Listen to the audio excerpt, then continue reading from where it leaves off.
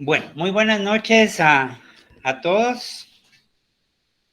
Vamos a iniciar esta clase sobre manejo y tratamiento de la tos. Primero agradecerle al doctor Patzán, al doctor Montiel por la invitación para darles este tema a todos ustedes. Pero antes de iniciar, quiero que hagamos un reto.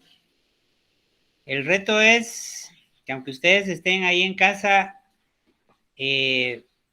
apaguen el celular o lo pongan boca abajo, a tal manera de que no tengamos esa distracción de estar viendo el celular. Porque al final lo que se va a platicar es para el beneficio de todos en general, y yo creo que no lo hagan por situación de respeto a mi persona, ni por directamente el respeto al doctor Patzán como encargados, sino por ustedes mismos para poder poner atención y poder entrar incluso hasta en alguna discusión sobre este tema tan importante. Nuevamente, mucho gusto para todos, es un honor estar acá. Y si hablamos directamente de la tos, pues podemos decir que la tos en pediatría o en la infancia es uno de los motivos de consulta más frecuentes constantemente por las infecciones respiratorias altas o bajas que presentan nuestros niños. Y hay que llegar a determinar qué tipo de tos son los que presentan nuestros pacientitos, porque no es lo mismo tratar la tos en un paciente pediátrico, diagnosticarla y el tratamiento es totalmente diferente a la tos que puede presentar algún adulto. Pero entonces vamos a empezar con definir qué es la tos. La mayoría de literatura menciona que la tos, como dice en la diapositiva, es un mecanismo de defensa del sistema respiratorio, ¿sí? ¿Qué se trata con la tos? Es expulsar las secreciones, los cuerpos extraños que pueden haber en la luz bronquial por un mecanismo reflejo, desencadenado por dos tipos de receptores. Hay unos receptores específicos, ¿verdad?, que van a producir ese reflejo tusígeno, que se origina básicamente por irritación en algunos receptores localizados en las vías respiratorias, como son la faringe, la laringe, tráquea, bronquios, pleura, como vamos a ver más adelante, ¿verdad? Y estos pues son también activados por los estímulos irritativos que están en toda la inervación respiratoria. De tal manera que la tos pues se basa en una contracción espasmódica repentina y a veces repetitiva, ¿verdad?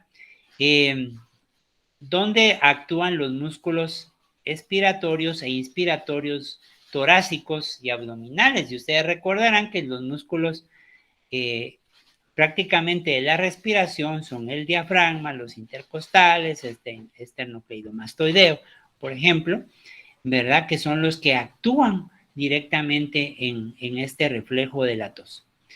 Se menciona que hay una liberación violenta del aire, como ustedes pueden ver ahí, de los pulmones con un sonido característico. Si tosen ahorita, por ejemplo, son diferentes tipos de sonidos.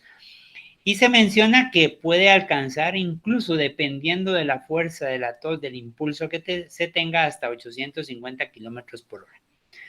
Entonces, repitiendo, ¿cuál es el objetivo realmente de que se provoque la tos como un evento fisiológico? Todos tosemos más de alguna vez en el día, ¿verdad? Y la tos por sí, pues es una tos generalmente patológica. Toda tos puede ser patológica, a excepción cuando hay un atragantamiento, por ejemplo. Esa no es una tos patológica.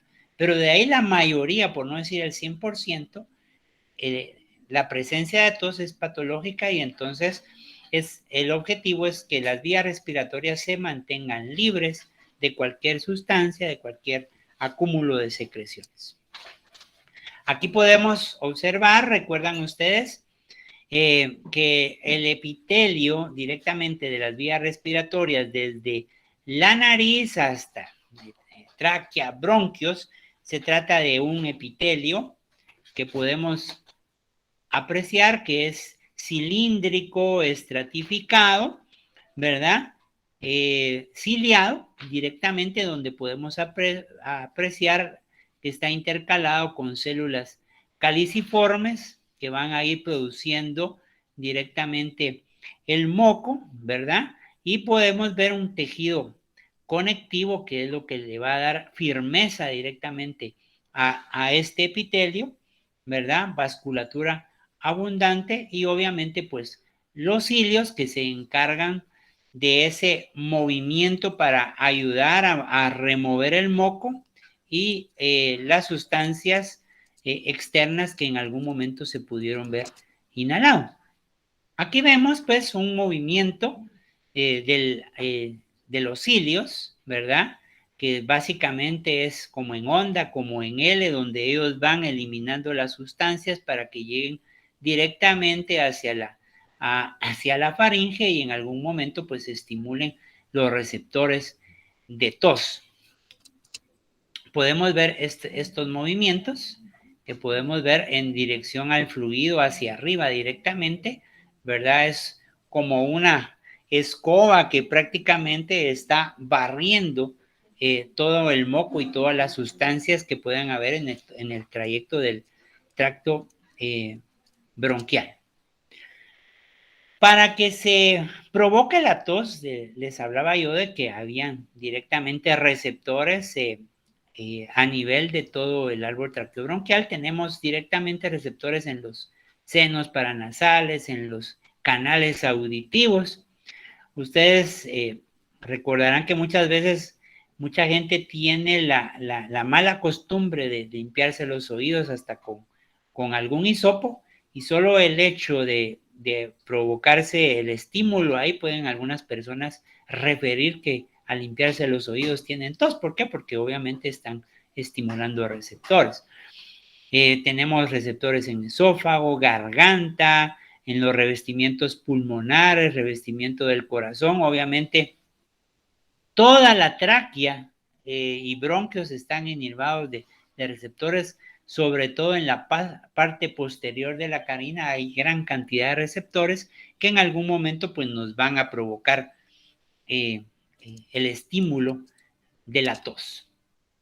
Hablando directamente de la fisiopatología, pues tenemos que saber que para que se provoque la tos debe de haber un estímulo receptor. Básicamente son 5 componentes: el estímulo receptor, la vía aferente que llega al sistema nervioso central, específicamente el bulbo raquídeo, que es donde se encuentra el centro de la tos, luego una vía eferente que cuando llega el estímulo al bulbo automáticamente empieza la respuesta motora para dar el efecto de tos que vamos a ver más adelante. Entonces, digamos, al principio hay un estímulo o una excitación recibida, por ejemplo, en cualquier parte del tejido pulmonar o bronquial, y ese sube directamente por el nervio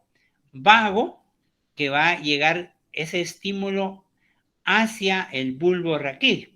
Entonces, el impulso hacia el bulbo raquídeo automáticamente envía una señal ¿hacia dónde? Hacia el diafragma, donde se va a producir una contracción de este músculo.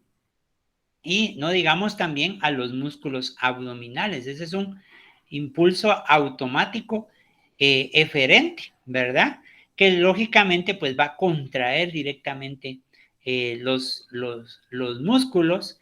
Y acuérdense que cuando hay tos, ustedes recordarán que más de alguna vez han tenido tos, hay una inspiración profunda, ¿verdad? Entonces se van a llenar obviamente los pulmones de aire. Entonces todos los receptores aferentes, situados en las distintas partes de los bronquios, dentro del epitelio bronquial, ponen en marcha a la tos, que ayuda a los bronquios y a los alvéolos directamente a expulsar directamente el moco que pueda haberse acumulado en toda esta área. De tal manera de que sí tenemos que tener muy claro, ¿verdad? Con esta diapositiva lo vamos a ver mejor. ¿Cuáles son las inervaciones y las áreas donde realmente están los receptores de tos y cuáles son los nervios principales que actúan directamente como vía aferente y como vía eferente para que se provoque directamente ese reflejo tusígeno? Digamos, como vimos en la diapositiva anterior, tenemos receptores en fosas y senos paranasales, ¿verdad? ¿Cuál es la vía aferente acá? Pues es el nervio trigémino, que llega directamente hasta el bulbo raquídeo, ¿sí? Luego, se estimula la vía eferente, ¿verdad? A través del nervio facial, hipogloso, trigémino, ¿sí? Los accesorios y que van a provocar estimulación de los músculos de la vía respiratoria alta, precisamente para provocar alguna tos. Por eso es que hay gente que siente irritación, por ejemplo, en la garganta, aquel cosquilleo, ¿verdad? Sobre todo cuando tienen, por ejemplo, rinitis, sinusitis. Es la respuesta de estos nervios que emiten ese reflejo.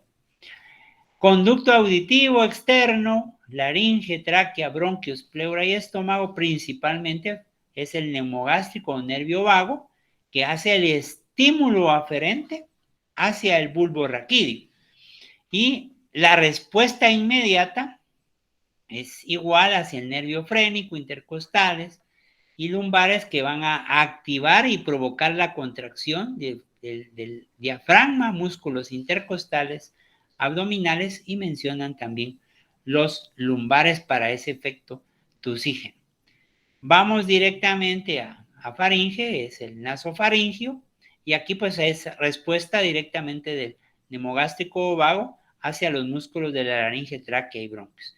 Afección del pericardio, diafragma, ¿verdad? Que el dolor retroesternal que podemos tener directamente, pues el estímulo directo es a través del nervio frénico. Y la respuesta del vago para provocar ese reflejo de tos.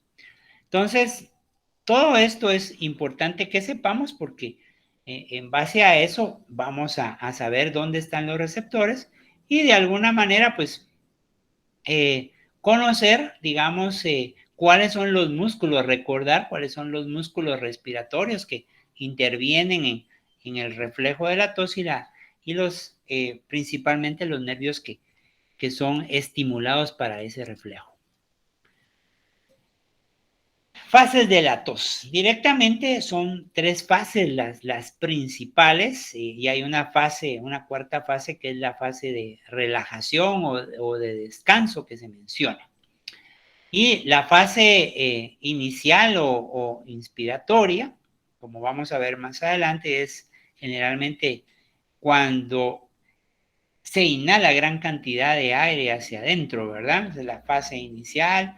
La compresiva, que obviamente va a ser cuando ya empiece la compresión directamente de los músculos antes de la fase expulsiva, y luego la fase de descanso. Aquí vemos directamente las 3 fases principales. La inspiratoria, como les decía, es una inspiración profunda completamente del aire, seguida de la apertura amplia de la glotis. Cuando a veces podemos sentir cualquier irritación de garganta, obviamente pues a veces hasta tratamos de toser para quitar esa irritación que podamos sentir. Entonces el tórax se expande, se hace más grande, obviamente por la cantidad de aire y de volumen de aire que estamos metiendo directamente a los pulmones. Se expande la caja torácica, ¿verdad? Y el árbol tracto bronquial, pues por consiguiente hay mayor distensibilidad también. Disminuye la resistencia porque obviamente es tanto el impulso hacia adentro, ¿verdad? Y aumentando pues el volumen pulmonar. Entonces, esta es directamente la fase inspiratoria. La fase comprensiva, bueno, comienza con el cierre de la glotis, como podemos ver acá. Hay contracción de los músculos respiratorios, ¿verdad? Principalmente los expiratorios que podemos, desde mencionaba yo, para recordarlos, que son principalmente el diafragma, los intercostales, que es lo que tenemos que saber, ¿verdad? Y hay una apertura directamente brusca de la glotis nuevamente. ¿Para qué? Para iniciar la tercera fase. Por consiguiente, pues se menciona que hay un incremento, ¿verdad? De la presión intrapleural que puede llegar incluso hasta 200 milímetros de mercurio. Es altísima dependiendo de la tos, ¿verdad? Qué tan fuerte sea. La fase expiratoria, pues hay una apertura totalmente brusca, grande de la glotis por el aire retenido entre los pulmones, y el aire pues es expulsado de una forma fuerte, explosiva, que puede ir acompañada obviamente de expectoración, según el tipo de patología o de enfermedad que se presente. Dentro de las causas, pues, más frecuentes de la tos, ¿verdad? Hay muchas causas. Aquí ponemos pues, las que más frecuentemente podemos ver a nivel pediátrico. Y si hablamos del resfriado común o catarro, pues la tos no es siempre un sinónimo de que tiene que estar en el resfriado común como tal, ¿verdad? Pero en algún momento se presenta por la irritación que pueden haber a nivel nasal, a nivel de orofaringe, donde tenemos receptores de tos, ¿verdad? En rinofaringitis, amigdalitis y adenoiditis, pues generalmente los papás se quejan de que es una tos rebelde, necia, constante, muchas veces más de tipo nocturno, sobre todo si son pacientes que en algún momento pueden ser alérgicos, atópicos, y lo que sucede es directamente por la irritación que se presenta a nivel de la vía respiratoria alta, ¿verdad? Y sobre todo cuando hay dolor a ese nivel. La sinusitis, pues es una de las causas más frecuentes. Difícilmente vamos a encontrar cuadros de sinusitis en, en menores de 3 años y mucho menos en menores de 1 año, porque acuérdense que sobre todo los senos frontales como tal, pues no están desarrollados, sino hasta alrededor de los 6 años, ¿verdad? Pero obviamente sí pueden presentarse, porque son pacientes que de alguna manera, para que tengan sinusitis agudas, pues tienen algún cuadro inicial de una infección viral o un resfriado común, o son niños con rinitis obviamente alérgica y acumulan algún tipo de secreciones. Entonces aquí vamos a ver que nuestros pacientes en algún momento van a referir el dolor a nivel frontal, a nivel maxilar, vamos a ver goteo posterior.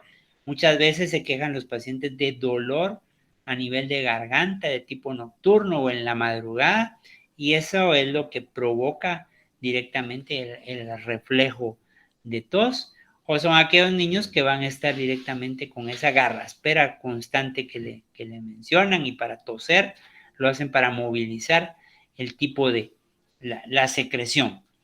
La laringitis o la laringotraqueobronquitis, pues obviamente puede haber alguna afonía en estos pacientes, o directamente pues tienen una tos que la conocemos como perruna, ¿verdad? Directamente por inflamación o irritación de la laringe. La traqueitis, pues puede haber también una tos perruna, pero estos pacientes ya lucen más tóxicos, donde hay fiebre más alta, puede haber ya secreción mucopurulenta directamente, y se asocia más a cuadros de tipo bacteriano. El reflujo gastroesofágico. Bueno, esto es algo en donde muchas veces no nos ponemos de acuerdo con los gastroenterólogos, porque de alguna manera existen patologías muy claras en donde el reflujo gastroesofágico puede ser directamente la causa de la tos, porque ustedes recordarán al principio que mencionamos que habían receptores de tos a nivel de todo el trayecto esofágico en estómago, también hay receptores de tos. Entonces el reflujo, perdón, eh, eh, puede en algún momento provocar la tos por irritación local a nivel del esófago, por alteración o irritación del nervio vago, y obviamente dependiendo del grado de severidad del reflujo, pues llega hasta afectar la garganta, la orofaringe, perdón, y eso pues obviamente provoca la tos, y no digamos si hay microaspiraciones o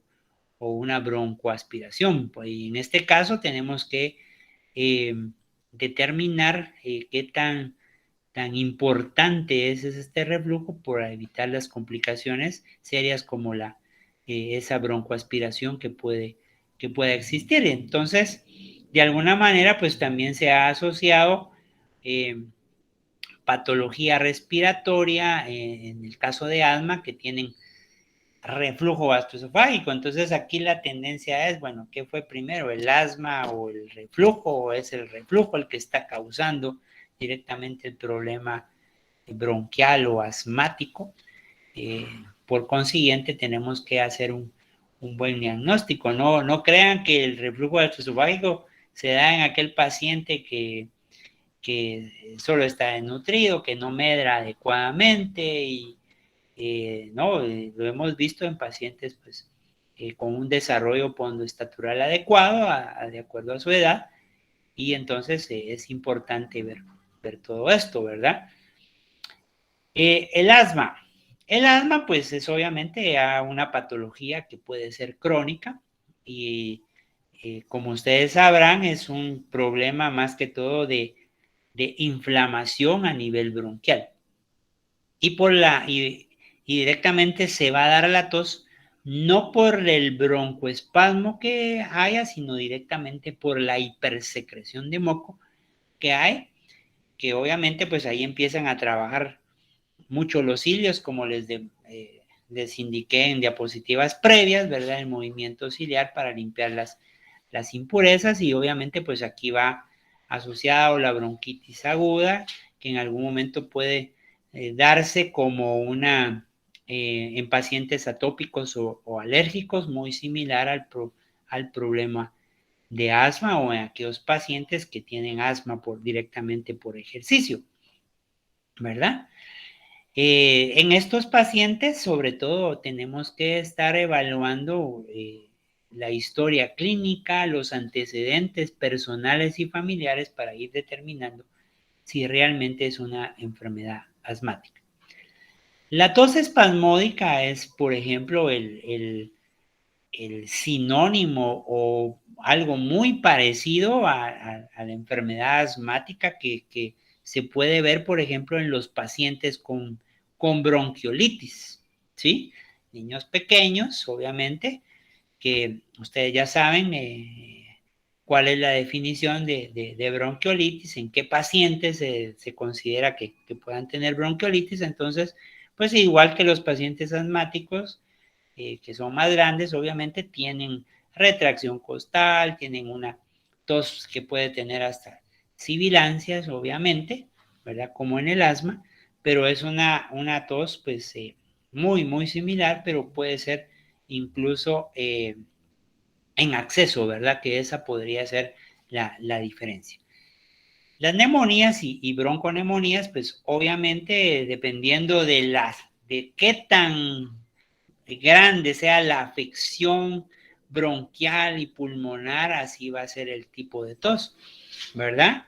En donde realmente pues puede ser al principio una tos seca, pero posteriormente se puede volver una tos mucopurulenta o productiva, eh, como puede pasar, ¿verdad? Entonces, y no es, puede ser que sea una tos muy constante, puede ser que sea una tos eh, no tan frecuente, ¿verdad? En algún momento puede darse más en algún periodo del día, más por la mañana, pero como le digo, va a depender de qué tan afectado esté todo el sistema respiratorio para la tos. La broncoaspiración, bueno, aquí tenemos varias entidades que en algún momento puede afectar o provocar la tos, ¿verdad? Por una broncoaspiración. Si es un paciente que estaba previamente sano y empieza con un evento súbito, inesperado, de tos, ahogo, cianosis, dificultad respiratoria, que incluso lo puede llevar a un conato de muerte, pues uno asume de que puede ser la aspiración de un cuerpo extraño. Pero también, ojo, existen los síndromes aspirativos. Y los síndromes aspirativos van más con el reflujo gastroesofágico o anomalías congénitas gastrointestinales, o aquellos pacientes que tienen algún daño neurológico importante y que tienen dificultad para tragar o deglutir.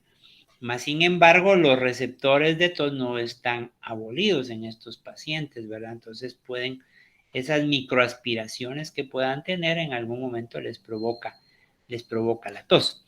Entonces son datos que tenemos que tener muy, muy claros dependiendo de la entidad o la sintomatología que presente el paciente. Aquí pues tenemos englobado más que todo cuáles son las áreas afectadas según la vía aérea superior, por ejemplo, e inferior más adelante, para que veamos el tipo de tos, ¿verdad? Si hay una afección laringea, que es parte de la vía aérea superior, entonces generalmente la tos es seca, puede ser áfona o bitonal, ¿verdad? Y eso puede darse porque pudiera estar afectado alguno de los aritenoides o incluso las cuerdas vocales que nos puede emitir este sonido. La tos metálica, pues todos sabemos que puede ser, digamos, una tos perruna, que es un tono agudo provocado por irritación del nervio laringio, ¿verdad? Por una afección recurrente de la faringe o por presión directamente sobre la tráquea, ¿verdad? Esto en adultos lo mencionan también como cuando hay presión pueden haber masas que comprimen directamente la tráquea, ¿verdad? Y puede asociarse también a pacientes que tienen trastornos de deglución por la localización del esófago, ¿verdad? Que viene a la parte posterior de la tráquea. Entonces, todo eso es importante, ¿va? O aquella tos que se da directamente asociada al vómito, ¿verdad? En algún momento podemos encontrar ese tipo de tos en estos pacientes con alguna alguna malformación como una subclavia anómala aberrante a ese nivel, ¿verdad? Pudiera ser. Y la tos traqueal, ¿verdad? Es escasamente húmeda. Cuando hablábamos de una traqueitis, es un paciente tóxico que se puede encontrar, ¿verdad? Es escasamente húmeda y se acompaña directamente de dolor retroesternal digamos, en adultos, para que ustedes sepan, le llaman el dolor en corbata o de la corbata porque abarca todo el trayecto donde los varones se ponen su corbata, ¿verdad? Entonces por eso le llaman así, pero es una tos traqueal. También puede ser característico de una tos muy parecida directamente a la tos perruna. En la vía aérea inferior, pues va a depender las características de la tos, dependiendo, como dije al principio, de qué tan afectado esté el árbol traqueobronquial y el parénquimo, ¿verdad? La tos bronquial es característica, por ejemplo, del paciente que puede ser asmático, ¿verdad?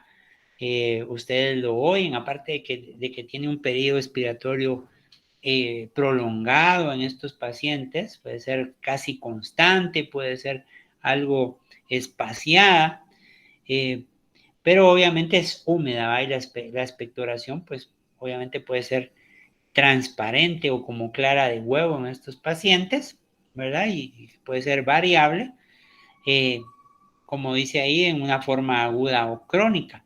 Pero el mejor ejemplo podemos poner a estos pacientes asmáticos.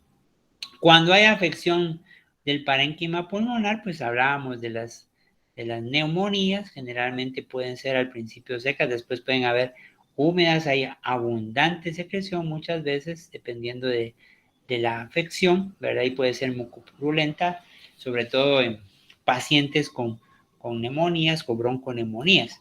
Y obviamente, pues de aquí vamos a tener que ir a determinar directamente la causa a través de una semiología adecuada, una evaluación adecuada para determinar el diagnóstico clínico principalmente. Cuando hay compromiso alveolar, bueno, ahí ya estamos hablando de alguna afección intersticial, e incluso acá se puede hablar de una tos con expectoración ya incluso sanguinolenta, ¿verdad? Porque es parte del intersticio, ¿verdad? O algo bronquial que pudiera haber afectado en bronquios terminales. Y entonces al principio puede ser seca y puede hacerse húmeda, pero puede ser hasta sangre, que recordarán ustedes que cuando viene una directamente del pulmón es roja completamente, ¿verdad? Y pues para eso pues tendríamos que hacer ya un diagnóstico no tomográfico ni radiológico como tal, sino básicamente es una revisión hoy por hoy del área traqueobronquial a través de una broncofibroscopía o una broncoscopía rígida. Algo importante es cuando ya hay afección pleural, ¿verdad? Esto generalmente se determina más en pacientes mayores, en niños mayores, adolescentes o obviamente en adultos, donde hay mucho dolor, ¿verdad? La gente a veces se queja, mire, es que respiro y me duele, ¿verdad? Y sienten un un dolor punzante, localizado. Eso le sugiere a uno, hasta no demostrar lo contrario, que efectivamente hay afección de la pleura, puede ser a través de un derrame pleural, por ejemplo, ¿verdad? Que ya hay una afección directamente de la pleura. Cualquier pregunta o algo, pues no sé si querrán participar ahorita o lo dejamos al final. Pero si vemos directamente la clasificación de la tos. Bueno, yo traté de englobar todo esto en varios puntos, pero sí es bastante extenso este tema. Y en algún momento, pues hablando de solo de clasificación, pues va a depender de mucho de los protocolos o las escuelas que ustedes lean, ¿verdad?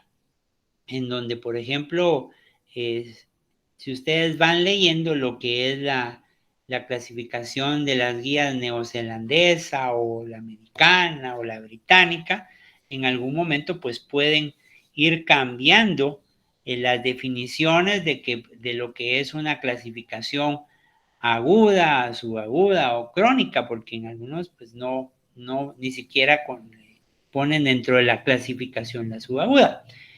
Pero si hablamos de aguda, ¿qué es lo que considero que debemos de manejar nosotros acá? Aguda debe de ser menos de 2 semanas de presentación de la tos, ¿verdad? Y esta generalmente se va a autolimitar sola, puede deberse a procesos generalmente eh, virales en su mayoría, hablando directamente de, de pediatría o por alguna situación irritativa que se puede dar en la vía aérea en pacientes que están en contacto con factores ambientales que le pueden provocar la tos. Entiéndase, por ejemplo, contacto con padres que fuman o un ambiente extremadamente húmedo, dependiendo de qué tanto se aísle el paciente de esto, puede obviamente ceder la tos incluso sin tratamiento. La subaguda la clasifican entre 2 y 4 semanas, ¿verdad? Y esto pues también puede deberse a algunas infecciones directamente virales o de alguna manera ya por gérmenes atípicos en alguna manera, en algún momento, porque sí la tos en pacientes que han tenido infecciones con gérmenes atípicos, como micoplasma, por ejemplo, terminan tratamiento y todavía pueden persistir con síntomas de tos, ¿verdad? En algunas literaturas que ustedes revisen van a ver que a veces 2 meses y todavía siguen con algún tipo de tos. Y no digamos ahora si hablamos de la infección por COVID, pues obviamente en reportes de distintas edades, sobre todo adultos, se menciona que en las secuelas pueden permanecer 2 o hasta 6 meses con secuelas y dentro de ello, pues la tos directamente.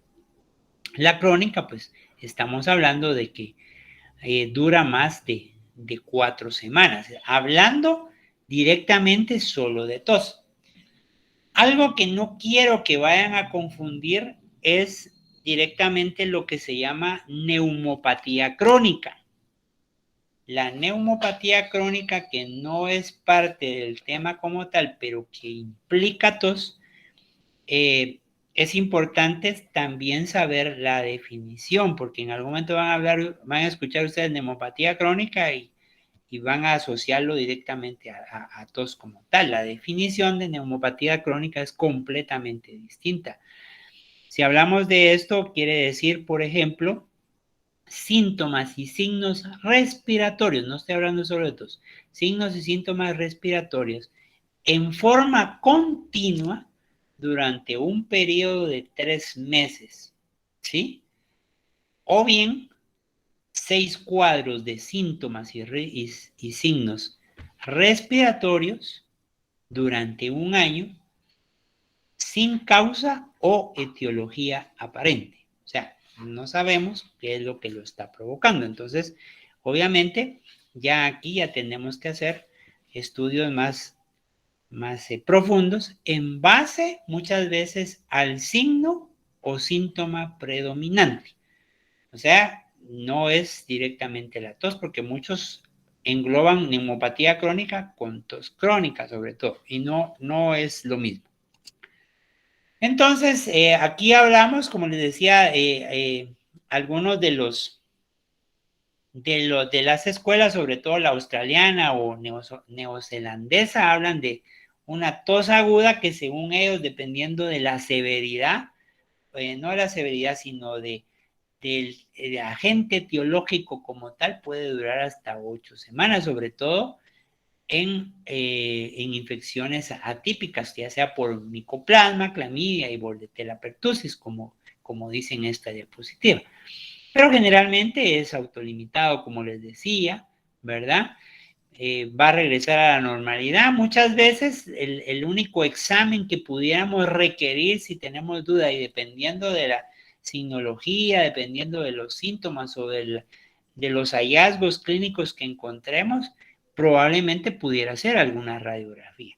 En la tos aguda, generalmente, no deberíamos de hacer ningún estudio de gabinete, ¿verdad? Para determinar y ver el diagnóstico como tal, ¿verdad? Entonces, como les decía, se destaca el resfriado común, ¿verdad? Y en los estados por viral la tos persiste después de un periodo generalmente de 2 semanas, puede ser más cuando son gérmenes atípicos. En la tos crónica, pues generalmente es mucho mayor, 8 semanas, como les decía, ¿verdad? Hay que ver cuál es el factor desencadenante, si es durante el día, si es durante la noche, si puede ser en relación al ejercicio, por ejemplo, ¿verdad? Y entonces el manejo y el tratamiento pues va a depender del estudio inicial que hagamos, porque va a depender el tiempo de aparición, por ejemplo, qué tan intensa es, si se relaciona con algo que el paciente está haciendo, se relaciona con el clima, antecedentes personales y familiares, como para ir viendo el diagnóstico.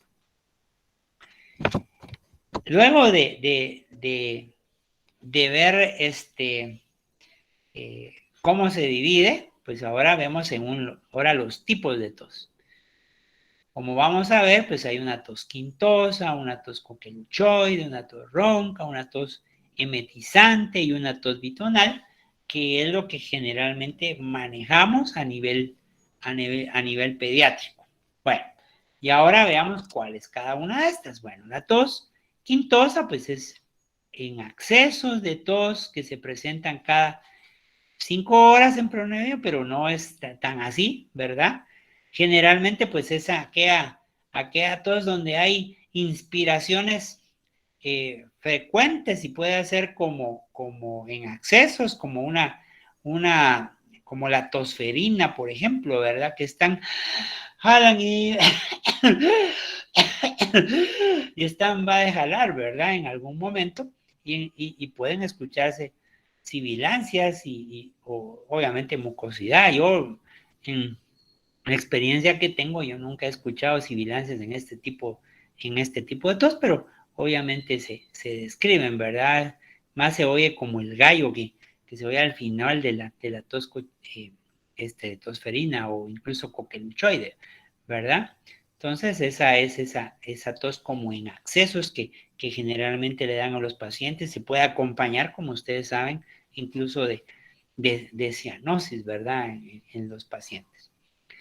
La coqueluchoide, pues, no es una tos productiva, obviamente es sin sibilancias, hay problemas a nivel mediastínico y debido a irritación del nervio vago. Puede presentarse también en pacientes que puedan tener un reflujo gastroesofágico importante y nos puede dar esa tos coqueluchoide en accesos o generalmente son virales, ¿verdad? La ronca, pues es una tos intensa, se asemeja o al ladrido de un perro o es perruna, ¿verdad? Porque está inflamada directamente la laringe o tráquea, bronquios son los que directamente están afectados. La emetizante, pues ustedes saben que se acompaña de vómitos y obviamente cualquier paciente que tenga algún síndrome especial como un coqueluchoide o puede provocar esto, ¿verdad? Pacientes con reflujo gastroesofágico la pueden tener, obviamente comen y se supone un periodo de 20 minutos, de repente empieza con tos y va el vómito asociado. Generalmente se menciona en algunas literaturas que el síndrome cardinal del reflujo gastroesofágico puede ser el vómito y no siempre es así, ¿verdad? Pero la tos en donde después se provoca vómito puede ser una posibilidad, aunque acuérdense que aquí es donde, según la fisiopatología que platicamos anteriormente, hay contracción diafragmática, ¿verdad? Y eh, en la fase explosiva, ¿verdad? Como tal, pues el diafragma se eleva y de alguna manera, pues pudiera en algún momento provocar ese tipo de compresión en las estructuras directamente de esófago y estómago como para eh, provocar el vómito. La bitonal, pues es obviamente parecida por aquellos pacientes que tienen afección de las cuerdas vocales, ¿verdad? Digamos, pacientes que tienen, por ejemplo, han tenido papilomas laringeos, que han tenido hemangiomas a ese nivel, o pacientes que han estado intubados por mucho tiempo por las lesiones a nivel de cuerdas vocales pueden quedar con este tipo de tos bitonal directamente por lesión a ese nivel, ¿verdad?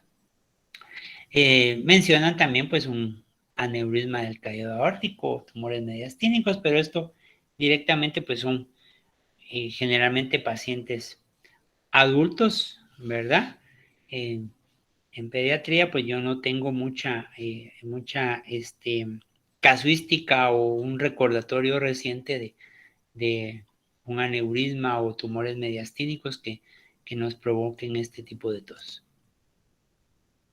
Bueno, vamos a ver lo que es la evaluación clínica de la tos. Directamente, pues esta evaluación como tal, pues yo les mencionaba que es importante, sobre todo en aquellos pacientes que ya llevan mucho tiempo de estar o que es una tos recurrente, ¿verdad? Es importante ver la edad de comienzo, es una de las, o la forma de comienzo, es una de lo más importante de ver cuándo empezó, sobre todo, como les decía, si es una tos bastante crónica, ¿verdad? El tipo de tos, como ya vimos, si es quintosa, si es encogenochoide, si es perruna, si es seca, si es productiva, porque en base a eso, pues nos va a dar más o menos una orientación de dónde puede estar eh, la lesión o la afección directamente, ¿verdad? Con respecto a la intensidad, pues obviamente es para ver la calidad de vida del paciente, qué tanto es la tos, qué tan frecuente es, qué tan intensa es, porque de alguna manera, pues puede ser una tos que no le permita dormir, que no le permita jugar, que no le permita comer. Y entonces es importante o que le provoque, como habíamos dicho, hasta vómito, ¿verdad? En algún momento, que se ponga morado, que todo eso es importante. Horario de tos, ¿por qué el horario? Bueno, pues si es una tos más constante, frecuente, si es una tos que, por ejemplo, se quita durante el sueño, ¿verdad? Entonces, y si es un niño mayor, pues ya uno dice a lo mejor es una tos psicógena, ¿verdad? Sobre todo si no es productiva, sobre todo si va asociada de alguna garraspera, sobre todo si cuando come se le quita, ¿verdad? Entonces, es importante ver ese tipo de horario, o por ejemplo, si es después de que hizo ejercicio, después de que anda corriendo. Síntomas asociados, si hay presencia de fiebre, de secreción nasal, de dolor de oído, de dolor retroesternal, ¿verdad?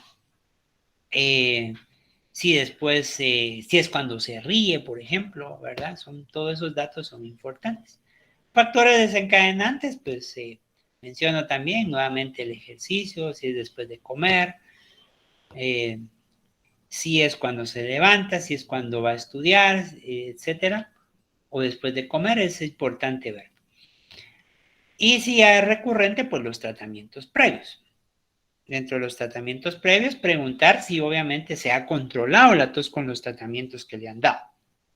Si son a base de antihistamínicos, si son a base de antibióticos, si son a base de esteroides, si son a base de medicamentos inhalados, si son a base de mucolíticos, por ejemplo, ¿verdad? O incluso si hay tratamientos que puedan ser caseros que en algún momento le han ayudado.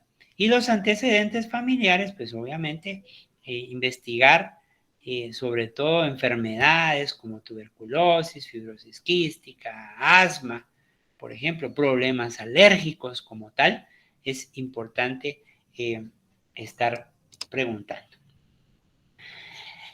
La exploración física, pues obviamente la semiología es lo más importante. En esto hay que ver el desarrollo pondoestatural siempre de nuestros pacientes, no porque veamos que tienen a veces se nos olvida, ¿verdad? Y tal vez en una emergencia, pues obviamente pues es controlarlo inicialmente, sacar la etapa aguda, pero eh, sobre todo si el paciente es ingresado, pues ya uno se tiene que tomar el tiempo directamente de ver cómo están sus adecuaciones de peso, talla.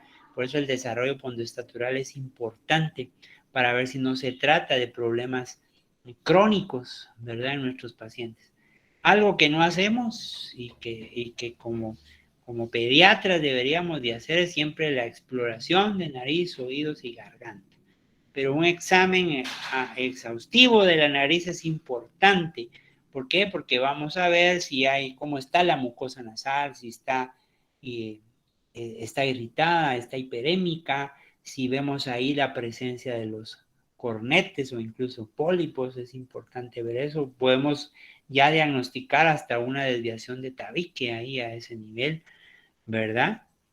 Los oídos es importante, ¿va? Yo les decía que a veces se quejan las mamás de que tose y tose, pero y dicen, mira, es que después de que lo baño tose, ¿verdad? Y bueno, ¿y qué le hace? ¿Por qué después del baño? Pues sí, cada vez que le limpian los oídos con el hisopo, eso le provoca tos al niño, pues obviamente es importante ver todo eso.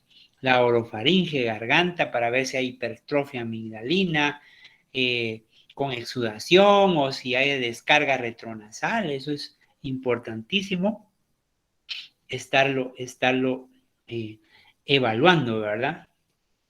Y la semiología del tórax, al hablar de semiología del tórax, algo que yo siempre he dicho es que se nos olvida lo que es la inspección, la palpación y la percusión del tórax.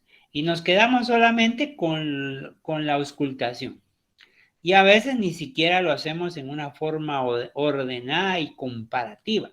Entonces, definitivamente tenemos que ser ordenados, ¿verdad? Si el paciente está en una crisis de dificultad respiratoria asociada a tos, pues obviamente lo primero que vamos a hacer es auscultar y tal vez oír, obviamente, el corazón, la frecuencia respiratoria, entrada de aire y los ruidos que podamos escuchar directamente a nivel pulmonar, pero se nos olvida lo demás, ¿verdad?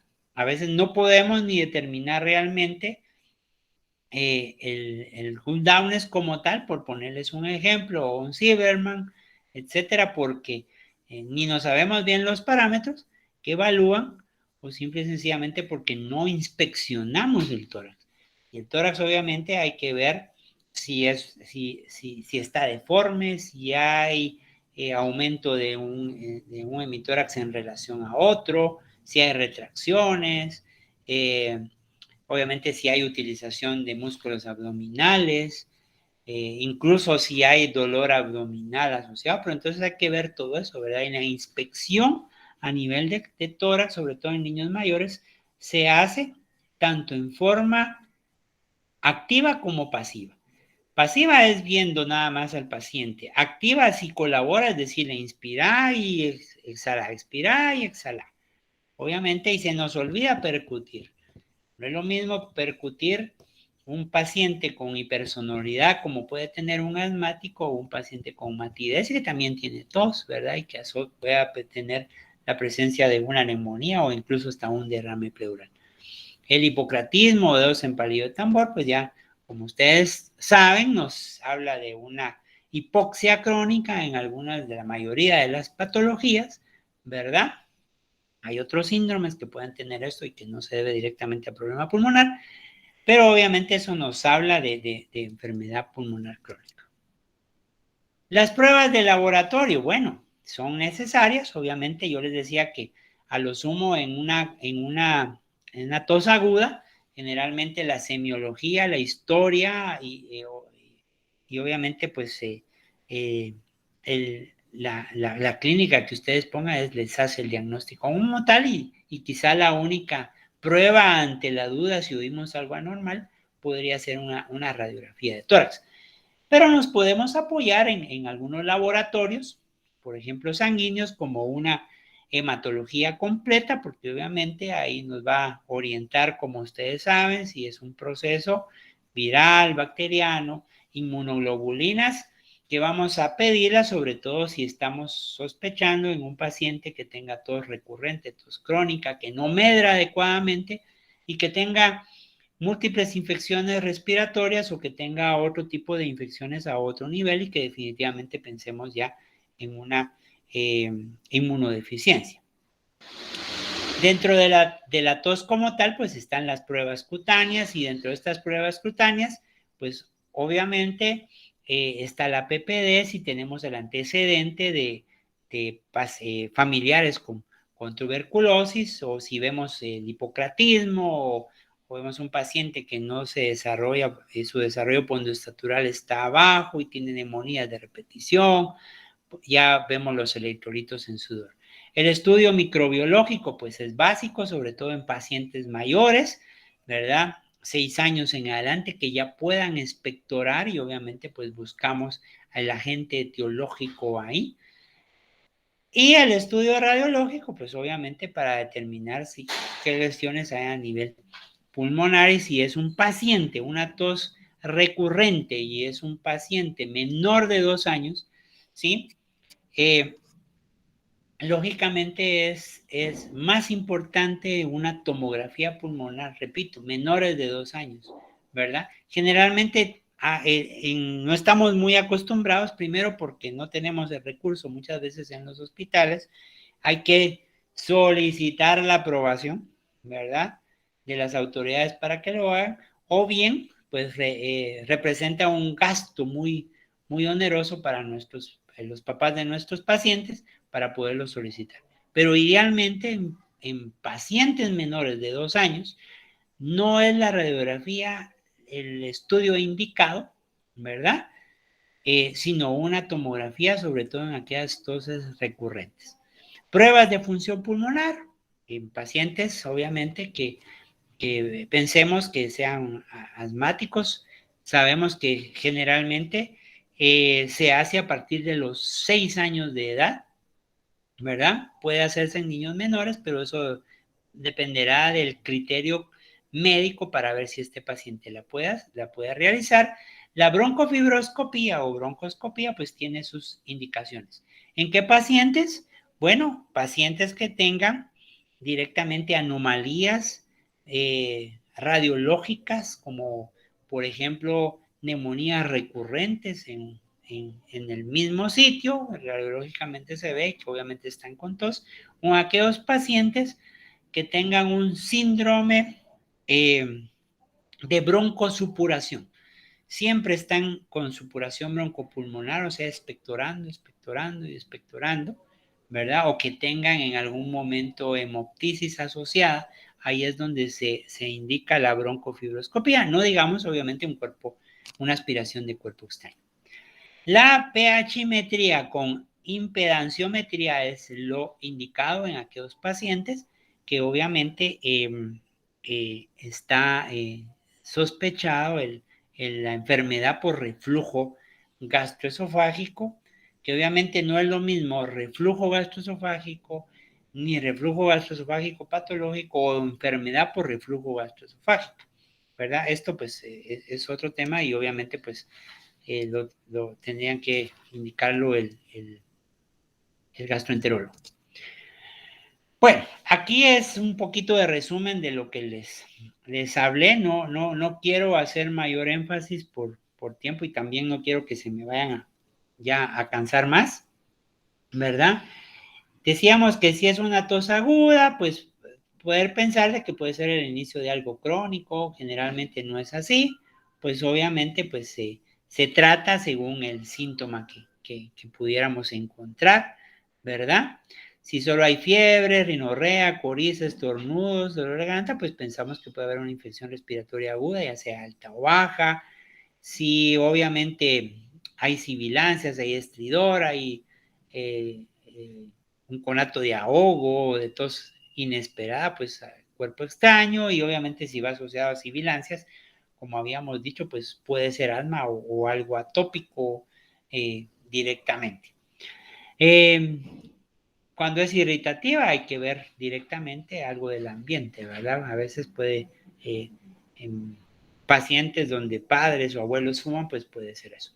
Y dependiendo de lo que uno encuentre de otro tipo de características en el examen físico del paciente, pues ya tendremos que evaluar las causas directamente con un estudio más exhaustivo de la tos.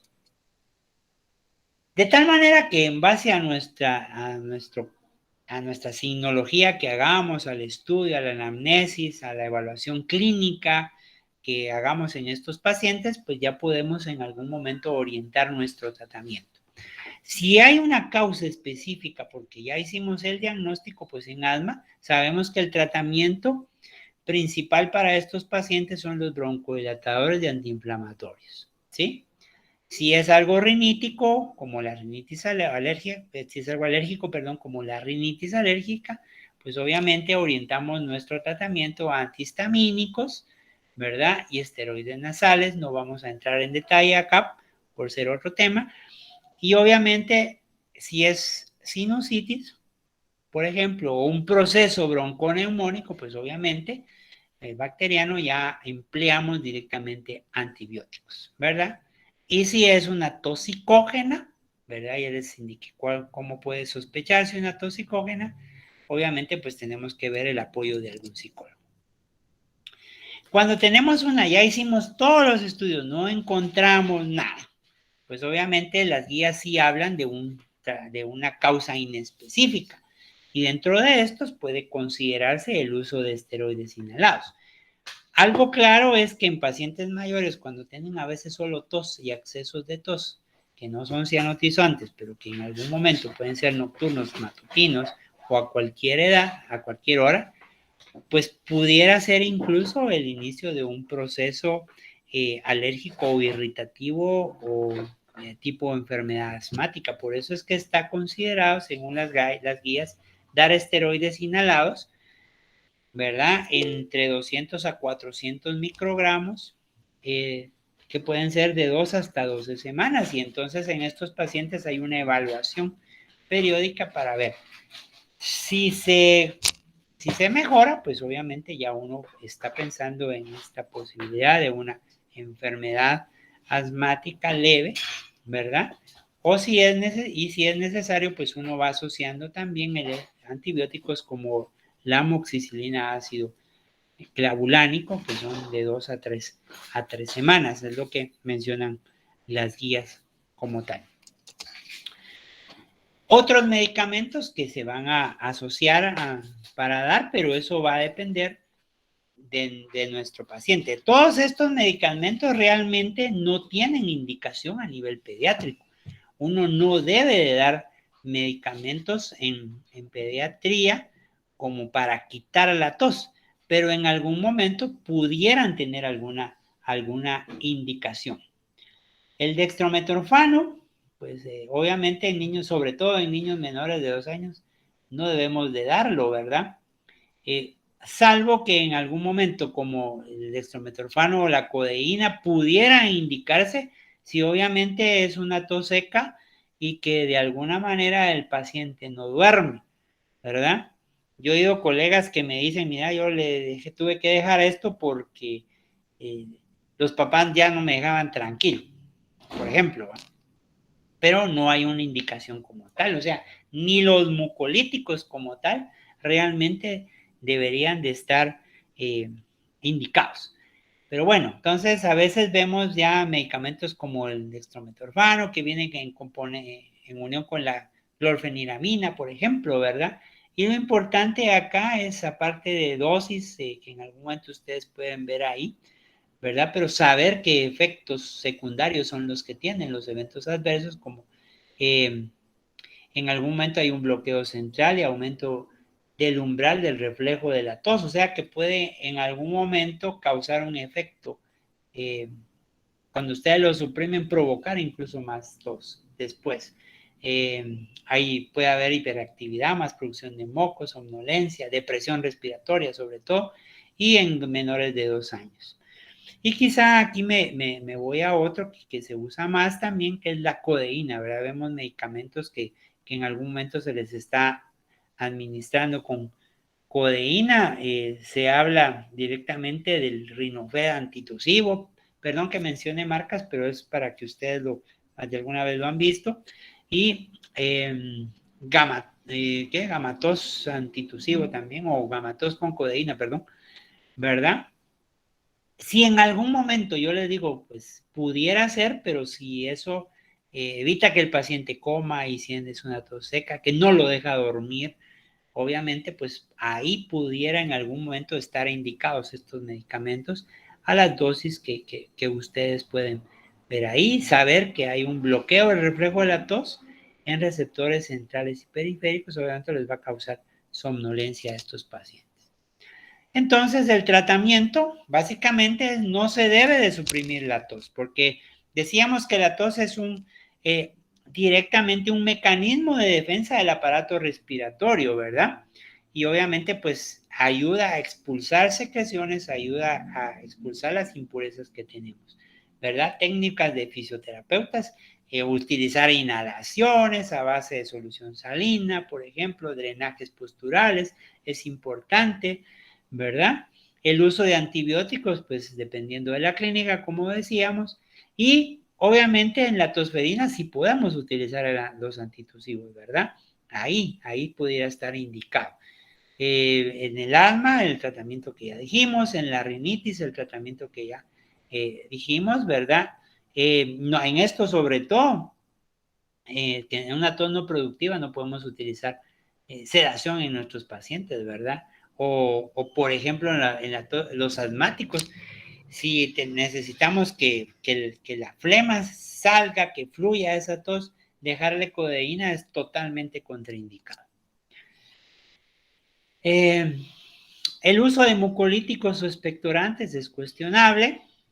Una de las cosas que muchas veces sí usamos, sobre todo a nivel en el área neumológica, es la acetilcisteína o carboximetilcisteína, porque de algún momento, de alguna manera, sí se menciona que degrada más fácilmente el moco que el propio ambroxol en algún momento, sobre todo en aquellos pacientes con tos crónica o recurrente, sí se menciona y es más fácil que el paciente pequeño en algún momento degluta o pueda expectorar la flema, pero sí realmente no hay estudios fidedignos o confiables que apoyen directamente el uso de mucolíticos, ¿verdad? Digamos, esto es poco frecuente, pero digamos, en el hecho de los parásitos, como el síndrome de Leffler, pues sí se recomienda el uso de broncodilatadores, ¿verdad? Y en defectos congénitos, pues generalmente una malformación adomatoidea quística, donde hay acumulo de secreciones, un quiste broncogénico, por ejemplo, pues obviamente el tratamiento va a ser quirúrgico para que la tos se quite, ¿verdad? Entonces, lo que les decía, los antitusivos solo se intentará disminuir la tos que es irritativa, que interrumpe el sueño, la alimentación o provoca vómito en algún momento. Nunca en menores de 2 años, contraindicados en la tos productiva. El tratamiento antitusivo inespecífico es excepcional, o sea, solo para aliviar la tos, no eliminar. No pensemos que el dar algún antitusivo es para eliminar la tos, no, no debe ser así, ¿verdad? Obviamente en lo que llegamos a un tratamiento definitivo. Por favor, no usar dextrometorfano, no usar codeína, si obviamente no estamos seguros que estamos tratando. Dentro del tratamiento no farmacológico tenemos la hidratación, hay que aumentar los líquidos, ¿verdad? Para liberar el moco, el agua, sabemos todos que es el mejor mucolítico, ¿verdad? Y se menciona que hay que utilizar generalmente 2 almohadas para que estos pacientes duerman para evitar broncoaspiración y mejorar el descanso directamente, ¿verdad? La habitación ventilada, en la tos seca no persistente puede ser suficiente el empleo muchas veces de otros jarabes, ¿verdad? Que eso sí está comprobado, la miel que las abuelitas siempre nos han dado, ¿verdad? Y otros componentes ahí, ¿verdad? Las acacias, las cerezas, que pueden ser en algún momento el eucalipto incluso, ¿verdad? En algún momento puede ayudar directamente la irritación. Evitar el aire seco, recomendar humidificadores en niños pequeños, sobre todo en personas con problemas respiratorios, la inhalación de polvo, tabaco, humo, todo eso está directamente contraindicado y no digamos los cambios bruscos de temperatura en aquellos pacientes que son atópicos o alérgicos. Vapores y está directamente recomendado muchas veces. El mentol, el eucalipto, en algún momento pueden ayudar realmente a la eliminación y a la fluidificación de las vías respiratorias para poder expulsar directamente el moco y disminuir la frecuencia de tos. Bueno, muchas gracias. Espero que me hayan escuchado. No sé si hay algún comentario, algo que quieran hacer. Es un tema para mí muy, muy bonito, pero es importante que ustedes pues lo aprendan y lo graben bien.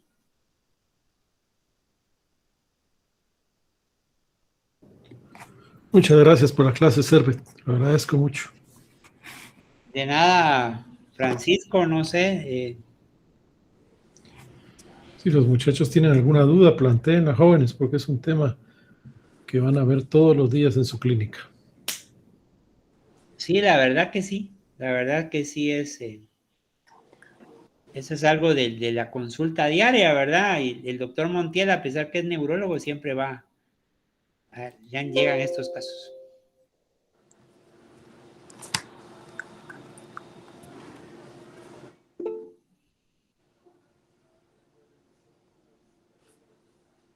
Yo La tengo una doctora pregunta, Tania doctor. tiene una duda. Dice. Sí, doctora, mucho gusto. ¿Qué tal, doctor? ¿Cómo está? Buenas noches. Yo tengo una duda. Por ejemplo, en su experiencia, ¿cómo podríamos nosotros abordar a un paciente o por más que todo a la mamá, a aquella mamá que llega, que el niño lleva como muchos días de tos, dice la mamá, y que a fuerza quiere que le dejemos un jarabe para que se le quite la tos? Entonces, en su experiencia, ¿cómo nosotros podríamos, incluso nos pasa en la consulta externa y en las consultas en emergencia, a veces esas son como las consultas más frecuentes, ¿cómo podríamos abordar a esa mamá para que nosotros o poder evitar a más mayor de la manera posible el uso de los famosos antitusivos y de los mucolíticos? Bueno, como yo les explicaba ahí, digamos, no están recomendados, sobre todo en niños menores de 2 años. Lo importante, doctora, es el abordaje y el diagnóstico que tú hagas en estos pacientes y tratar la causa básica como tal. Entonces, si ves que es un problema respiratorio alto, ¿verdad? Es importante, y es agudo sobre todo, es importante explicarle a la mamá que la tos tiene que autolimitarse. Y en base a eso te vas a tratamientos con antihistamínicos, por ejemplo. La hidratación es importante, como mirábamos. El agua hay que dársela. Y en algún momento sí puedes usar, por ejemplo, los mucolíticos, como yo mencionaba, ¿verdad? Eh, Aunque es cuestionable su uso. Entonces tienes que saber diferenciar si es una tos aguda o es una tos crónica. Si es una tos crónica, pues entonces ahí directamente es donde tienes que, o recurrente, ya tienes que empezar a estudiar al paciente. En la emergencia, pues obviamente no lo vas a hacer, tienes que remitirlo a la consulta, ¿verdad? Yo por eso les puse el hecho de usar, por ejemplo, si es mayor de 2 años, si es un paciente con esa tos necia que tú dices, donde tú le vas a preguntar, mire, le quita el sueño, vomita con la tos, qué tan frecuente vomita, ¿verdad? O no lo deja ni jugar, ¿verdad? Y es una tos seca como tal, entonces, si es mayor de 2 años, puedes en algún momento usar medicamentos que pudieran tener un dextrometorfano, por ejemplo, ¿verdad? Y te tienes que leer qué es el dextrometorfano, grabarte la dosis del dextrometorfano o la busca. Y en su momento, sobre todo si es un niño mayor, que no sea asmático, que no tenga un síndrome broncosupurativo, pudieras en algún momento dejar codeína, por ejemplo, ¿sí? Pero nada más, ¿verdad? Los otros medicamentos que puse ahí generalmente no están indicados a nivel pediátrico, ¿verdad? Por sus efectos secundarios. Yo te voy a ser muy honesto, bueno, les voy a ser muy honesto a todos, ¿verdad? Que en algún momento yo no haya dejado a mi clínica privada, ¿verdad? Dextrometorfano asociado a clorfeniramina, por ejemplo, o en algún momento no haya dejado codeína como tal, sería mentirles. Sí lo he dejado, ¿verdad? Pero cuando tú buscas leer guías sobre tos, americana, neozelandesa, australiana, por ejemplo, todas como tal te dicen que no debes de usar y que los mucolíticos es cuestionable su uso como tal. ¿verdad? Entonces, si tú ya tienes orientado tu diagnóstico como tal, es lo que le tienes que decir a la mamá: mire, el tiempo va a ser esto, en 2 semanas, si recurre, hay que estudiarlo, hay que ver si el paciente no es atópico, no es alérgico, ¿verdad? Pero un paciente que te llegue a la emergencia, pues si uno habla de emergencia, va a ser aquel paciente que llega con dificultad respiratoria, que tiene fiebre, ¿verdad? Que llega una tos productiva, o sea, tiene algún grado de dificultad asociado como tal. Normalmente, bueno, que solo en Guatemala creo que se daba a las 11 de la noche, están llegando los niños con fiebrecita y un poquito de tos, y tal vez no es algo grave realmente, ¿verdad? En conclusión, mi consejo es: si haces una buena anamnesis, ¿verdad? Mira si la tos es de origen de vía respiratoria superior o de vía respiratoria inferior, enfocas tu diagnóstico al uso, enfocas el tratamiento, por ejemplo, a uso de broncodilatadores, al uso de antiinflamatorios, uso de mucolíticos en algún momento, ¿verdad? Si es alto, generalmente se asocia también uso de antibióticos si fuera necesario, uso de antihistamínicos, ¿verdad? Soluciones hipertónicas nasales para lavar la nariz, por ejemplo, ¿verdad? Y obviamente pues darle seguimiento, ¿verdad? No sé si con eso te pude ayudar, doctor. Sí, doctor, muchas gracias.